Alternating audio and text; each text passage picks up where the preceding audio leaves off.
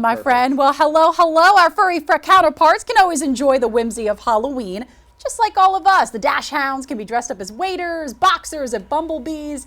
Your pets can dress up tonight, but pet owners, you gotta make sure that you're doing it in a safe and comfortable manner for your furry friends. So joining me now to talk about some pet safety before you head out the door to trick or treat is Michael Sniezek. He is from Final Victory Animal Rescue. Yes. How are you this morning? Good. How's it going? It's good. Thank you so much for stopping by today. I know we really got to talk about our furry friends. It's Halloween today. So what should pet owners really expect today? I mean, the door is going to be knocking. I mean, you can expect everything and anything. It's going to be a lot of stress for your dog. I mean, you're basically taking the dog and you're putting it into a situation where you have all these new creatures or monsters, as we all know.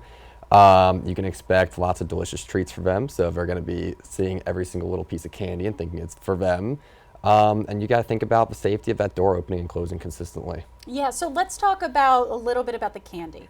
You know, candies, of course, it's going to be all over today, but you know, what happens if a dog accidentally gets into that pile? I mean, it really depends on the amount ingested, but if your dog gets into your entire bag of candy, you know, you want to have your vet on standby. You want to, you might want to call poison control, you know, just make sure. It really depends on how much they're eating, what type they're eating, but we all know chocolate's bad for the dogs. But just high amounts of sugar in general is really bad for them. So biggest thing is to have a course of action, what you're going to do, you know, talk with your vet beforehand, let them know, you know, talk with poison control.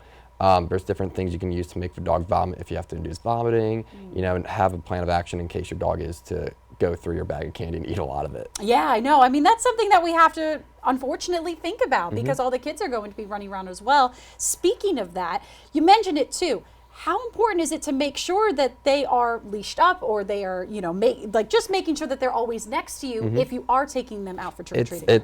I mean, that's one of the most important things. So you're putting your dog into a new environment with all these little creatures running around and, you know, they're dressed up and it's going to be loud and noisy and it's going to be very unsettling for the dog. So you want to make sure that the dog is, you know, in a comfortable environment, leashed up and harnessed up properly so that they're not going to run away.